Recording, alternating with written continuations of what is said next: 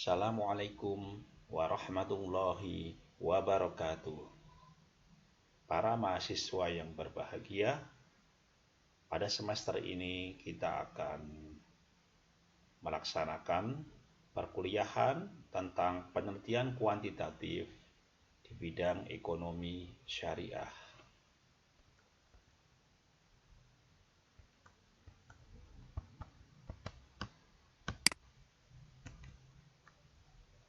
Pada pertemuan pertama ini kita akan membahas tentang masalah penelitian. Nah, di awal pertemuan ini mari kita sama-sama menguraikan makna atau deskripsi dari masalah. Yang pertama, masalah merupakan kesenjangan antara harapan dan kenyataan. Banyak sekali harapan-harapan di bidang ekonomi Islam atau di bidang ekonomi syariah, tetapi pada kenyataan yang kita hadapi di lapangan, semua atau banyak sekali, bukan semua, banyak sekali yang tidak sesuai dengan harapan. Jadi kenyataan yang ada bertentangan dengan harapan yang kita miliki. Sebagai contoh, masyarakat diharapkan tidak bergantung kepada kredit-kredit yang banyak mengandung unsur riba. Kalau dalam bahasa tradisional misalnya lintah darat istilahnya. Mereka secara ekonomi sepertinya membantu, tetapi pada kenyataannya mencekik karena bunga yang sangat tinggi dari pinjaman yang dipunya. Nah, itu berarti harapan tidak sesuai dengan kenyataan. Atau misalnya pemerintah berharap tahun ini perekonomian tumbuh 6% misalnya. Tetapi kenyataannya ekonomi hanya tumbuh 1% misalnya. Lah disitulah ada kesenjangan antara harapan dan kenyataan. Sehingga timbul yang namanya masalah. Yang kedua, masalah itu juga dapat kita definisikan kesenjangan antara teori dan praktik. Jadi secara teoritis dan praksis ya, atau secara teori dan praktek tidak memiliki kesesuaian. Sebagai contoh, pemerintah menggulirkan dana kepada masyarakat yang ekonominya lemah, misalnya BLT, itu secara teori diperuntukkan bagi masyarakat yang ekonominya lemah. Tetapi pada prakteknya, ya karena definisi ekonomi lemah itu bias, secara teori mungkin sudah ada, tetapi praktek di lapangan tidak semudah mengaktualisasikan atau mengimplementasikan teori. Sehingga banyak masalah yang terjadi ketika ada bantuan misalnya. Nah, disitulah adanya kesenjangan antara teori dan praktik. Yang ketiga, masalah juga dapat kita definisikan sebagai kesenjangan antara kebiasaan dengan hal yang baru. Sebagai contoh di bidang produksi, dulu kita menggunakan banyak sekali sumber daya manusia. Tetapi ketika hal baru misalnya bergeser dari manual ke digital, nah, banyak sumber daya yang mengalami kesenjangan. Bisa itu kesenjangan teknologinya, kesenjangan culture-nya, dan kesenjangan yang lain. Nah, sebagai mahasiswa di bidang ekonomi Islam, tentu apa yang nanti akan kita teliti jangan sampai keluar atau tidak berada di ruang lingkup ekonomi Islam. Karena ekonomi itu selain ekonomi Islam, juga ada pendidikan ekonomi misalnya. Nah, itu adalah domain mahasiswa ilmu pendidikan atau mahasiswa fakultas ilmu pendidikan yang bergerak di pendidikan ekonomi. Mereka lebih kepada pembelajarannya, nah, tetapi pembelajaran ekonomi maksudnya, kalau di kita sebagai mahasiswa ekonomi Islam tentu ruang lingkupnya berbeda. Nah, apa saja ruang lingkup ekonomi Islam? Yang pertama adalah perilaku konsumsi.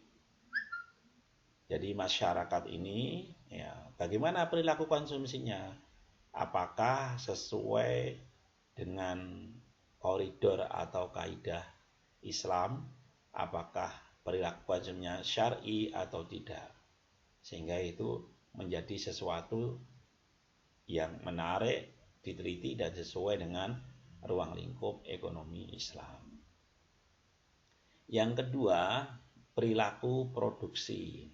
Nah, apakah produsen di dalam memproduksi suatu barang, prosesnya ya dari hulu sampai hilir, ya, apakah menggunakan prinsip-prinsip ekonomi Islam. Jadi perilaku produksi itu merupakan ruang lingkup yang kedua di dalam ekonomi Islam atau ekonomi syariah. Kemudian ruang lingkup ekonomi Islam yang ketiga yang bisa Anda jadikan sebagai kajian riset adalah kebijakan fiskal dalam ekonomi Islam. Nah, saya kira setiap negara punya kebijakan fiskal, kemudian Anda bisa menelaah dalam perspektif ekonomi Islam. Yang keempat, masih kebijakan juga, yaitu kebijakan moneter dalam ekonomi Islam. Jadi kebijakan moneternya seperti apa yang sekarang terjadi ini. Kemudian bisa Anda riset dalam ekonomi Islam. Ruang lingkup yang kelima adalah lembaga keuangan Islam, ya, perbankan. Saya kira bank syariah sudah tumbuh banyak di Indonesia, sehingga lembaga keuangan Islam itu perlu Anda teliti dan cakupannya sangat luas. Bisa resourcesnya, bisa produk dari perbankannya dan lain sebagainya, bisa perilaku nasabahnya, ya sangat luas saya kira. Kemudian BMT ya sama luasnya, sama ketika kita bicara bank syariah atau bank Islam. Nah, ini adalah Baitul Mal wa Tamwil yang tentu juga menarik untuk dikaji. Kemudian ruang lingkup yang berikutnya adalah asuransi syariah. Nah, asuransi saya kira sangat pesat, sangat tumbuh dengan pesat. Bahkan setiap bank memiliki bentuk asuransi. Nah, itu bisa Anda kaji dalam perspektif syariah. Kemudian ruang lingkup berikutnya adalah peran negara dalam ekonomi syariah. Ya, saya kira sekarang sudah kita kenal suku yang merupakan ada peran negara terhadap ekonomi Islam, ya, terkait dengan suku bunga tadi. Kemudian bisa juga zakat, infak, wakaf, dan hibah.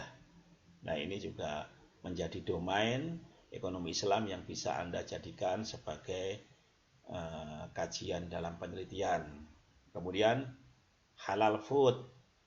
Nah, ini juga saya kira menarik untuk dikaji karena domain dari MUI yang memiliki keterkaitan dengan kita dalam kajian ekonomi Islam itu salah satunya adalah labelisasi halal. Itu menjadi sesuatu yang menarik juga untuk kita kaji. Kemudian yang terakhir bisa pariwisata dan industri kreatif. Saya kira pariwisata sekarang yang arahnya ke syar'i, kemudian industri kreatif sangat banyak, ada beberapa bidang industri kreatif. Nah, semua itu tentu bisa kita jadikan sebagai kajian dalam penelitian yang relevan dengan ekonomi syariah. Saya tegaskan lagi, itu adalah domain-domain, wilayah-wilayah, ruang lingkup yang bisa Anda jadikan sebagai bahan penelitian. Jadi jangan sampai kita misling, nggak nyambung antara domain kita di bidang ekonomi Islam dengan domain-domain yang lain. Nah, berikutnya kita bicara sumber masalah. Istilahnya tak ada asap jika tak ada api. Nah, sumber masalah dalam penelitian itu ada beberapa. Yang pertama adalah kenyataan empirik. Kenyataan empirik itu apa yang terjadi di lingkungan kita, apa yang terjadi di sekitar kita, apa yang terjadi nampak di depan kita atau terjadi di dalam diri kita sendiri. Misalnya, kenyataan empirik seberapa besar sih mahasiswa ekonomi Islam atau seberapa banyak sih masyarakat Indonesia yang mayoritas beragama Islam memiliki rekening yang berafiliasi ke bank syariah. Ada seberapa? Nah, itu tentu menarik untuk kita kaji. Apakah Anda sendiri sebagai mahasiswa perbankan syariah ya memiliki rekening di luar rekening yang memang kebijakan kampus, sehingga Anda misalnya afiliasinya ke perbankan syariah di dalam proses pemenuhan administrasi kampus. Kemudian masalah juga dapat berasal dari data dari sumber terpercaya, misalnya annual report setiap bank. Jadi bank setiap tahun, terutama bank syariah ya, saya kira mengeluarkan laporan tahunan. Ya tentu laporan itu tidak semuanya menggembirakan, sehingga aspek-aspek yang kurang itu bisa Anda jadikan kajian menarik untuk diteliti. Kenapa bidang itu tidak sesuai dengan ekspektasi lembaga perbankan syariah. Nah, kalau Anda bisa menemukan permasalahan dan solusinya, tentu memberi kontribusi. Jadi, contribution to knowledge Anda bagi lembaga perbankan akan sangat baik. Kemudian, bisa juga berangkat dari hasil penelitian terdahulu. Jurnal, skripsi, tesis, disertasi di bidang ekonomi Islam atau ekonomi syariah tentu menyajikan hasil penelitian. Nah, di situ Anda bisa mencari peluang-peluang masalah yang dapat Anda jadikan sebagai sumber masalah dalam penelitian. Kemudian, sumber masalah juga dapat berasal dari pernyataan dari pejabat publik, Menteri Keuangan, OJK, Presiden, Menko Perekonomian, atau dari lembaga-lembaga terpercaya dunia, pejabatnya membuat statement, itu bisa dijadikan sebagai sumber masalah. Sebagai contoh, misalnya Menteri Keuangan menyatakan bahwa pandemi COVID-19 akan memperlambat perekonomian nasional. Nah, itu bisa Anda jadikan sebagai sumber masalah dari statement Menteri Keuangan tersebut.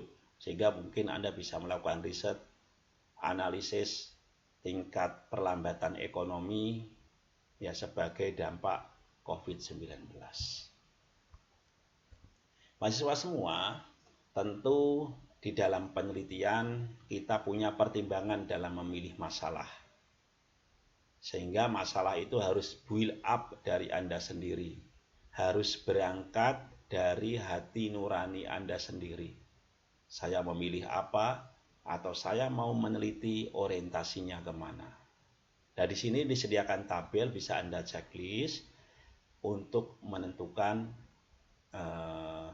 apa yang Anda akan teliti. Karena saya kira penelitian yang bagus itu juga harus selesai Jika tidak selesai, maka juga akan menghambat karir akademik Anda. Aspek yang pertama, apakah masalah penelitian sesuai dengan tujuan yang diharapkan dan harapan-harapan yang lain. Ya, jadi jangan sampai masalah ini tidak sesuai dengan tujuan Anda, ya, sehingga Anda tidak jelas arahnya di dalam penelitian. Yang kedua, apakah saya benar-benar tertarik dengan permasalahan tersebut? Jadi, kalau kita meneliti itu ya harus sesuai dengan passion kita. Kalau Anda memang tertarik ke dunia perbankan, syariah, ya udah domainnya ke situ. Kalau Anda ternyata entertainment, ya bisa Anda ke industri kreatif yang bisa Anda kaji. Jadi, menelitilah sesuai dengan passion, sesuai dengan apa yang menarik bagi Anda.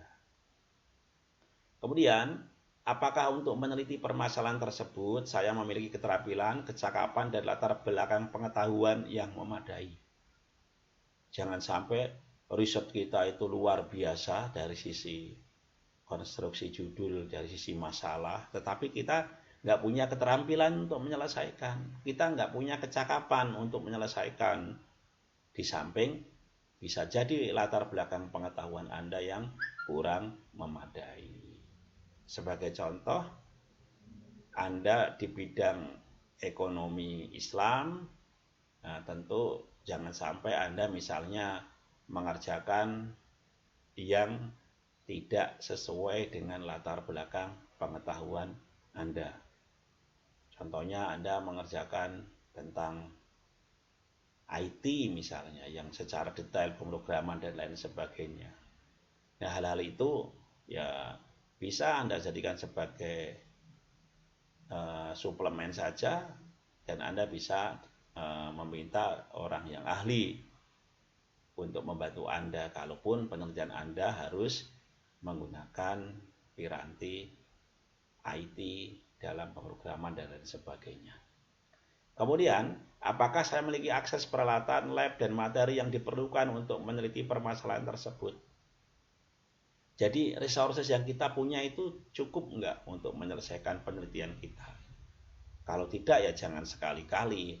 Itu akan memperlama proses riset Anda dan bisa jadi tidak selesai. Kemudian, apakah saya memiliki waktu dan biaya untuk menyelesaikan penelitian tersebut? Nah, disinilah kita harus melakukan pembatasan penelitian. Kalau kita nggak mampu meneliti, memecahkan masalah secara nasional, ya kita reduksi ke provinsi, tingkat provinsi. Ternyata tingkat provinsi ya nggak mampu kita, maka bisa saja hanya tingkat kota atau kabupaten. Nah, itu yang harus Anda perhatikan. Kemudian, dapatkah saya memperoleh data yang akurat? Itu pertanyaan berikutnya. Jadi ketika kita mau meneliti, melakukan penelitian, kita sudah harus memikirkan apakah nanti ada kemudahan dalam pengambilan data. Apakah data yang saya ambil nanti bisa akurat? Nah, itu tentu menjadi pertimbangan bagi peneliti. Berikutnya, apakah masalah yang saya teliti memiliki signifikansi bagi keperluan lembaga tempat saya menyerahkan laporan? Ya, akan lebih bagus kalau hasil penelitian Anda memang memberi kontribusi yang luar biasa, baik pada lembaga Anda, kampus Anda, sehingga memiliki value added, memiliki nilai tambah, bukan hanya sekedar penelitian sebagai gerbang atau prasyarat kelulusan. Kemudian berikutnya adalah, dapatkah saya memperoleh bantuan administrasi, petunjuk atau pembimbing dan kerjasama untuk melaksanakan penelitian ini. Jadi kalau bisa kita mau meneliti itu, kita sudah jelas, oh nanti administrasi di lokus penelitian atau tempat penelitian itu kita sudah punya orang, ada petunjuk, pembimbing yang memudahkan. Nah, itu harus kita jadikan sebagai dasar di dalam kita memilih masalah penelitian. Nah, demikian para mahasiswa pertemuan pertama ini. Jadi saya tegaskan lagi bahwa penelitian itu berangkat dari masalah. Anda sudah tahu definisi masalah, Anda sudah tahu sumber masalah, Anda sudah tahu cakupan masalah dalam bidang ekonomi syariah, dan penting adalah Anda memiliki pertimbangan dalam memilih masalah. Terima kasih. Assalamualaikum warahmatullahi wabarakatuh.